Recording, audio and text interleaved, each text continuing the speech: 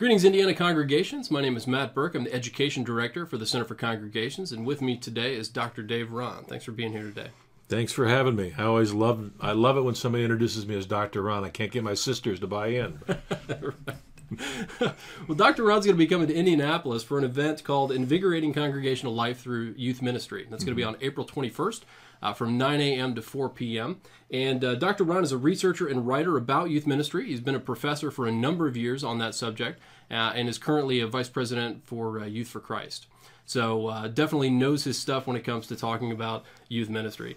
So one of the things that I think people will be interested in, Dr. Rahn, is as you think about congregations and youth ministry and the way that you talk about the information in this event, there seems to be a sense that youth ministry is important comprehensively in the life of a congregation. Can you speak a little bit more to that? Yeah, I don't know any congregations that are so rich that they can't afford to tap into all the assets that are available and accessible to them, and to not see young people in that asset category, and to understand the potential that they have to invigorate your life as a congregation now.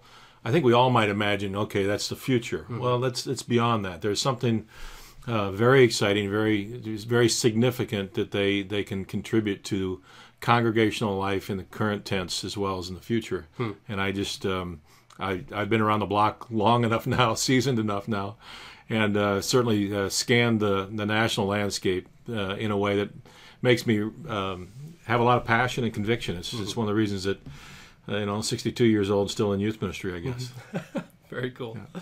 So what can people hope to take away from the workshop in terms of practical ideas or things that can be implemented in the life of their congregation? Yeah, I think that every congregation has to make important decisions about what sort of youth ministry complements their own vision and mission as a church, and that's part of it. There are multiple models and multiple philosophies that are out there that are not so much competing; they just a bit different, and they think they reflect the distinctions in the body of Christ and wider of our emphases in ministry and where our orientation is. And I think that making a good choice and choosing wisely about a fit, and then understanding the kind of things that happen both in leadership and just wider congregational life that support and breathe life into youth ministry, even to the point of getting realistic about expectations, and because there's just a lot of people in youth ministry who get sort of killed off because they're not on the same page as leadership or the rest of the congregation, and so that's part of it.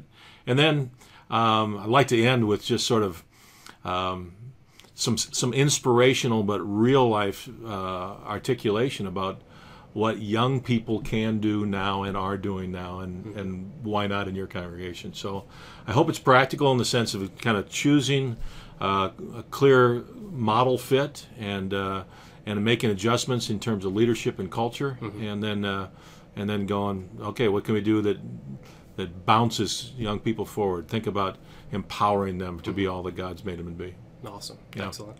Well, Dr. Rahn, we're very much looking forward to having you in Indianapolis on April 21st, and looking forward to you sharing your experience and research with congregations in the state. I sure look forward to it, too. Thanks, Matt. Thanks so much. You bet.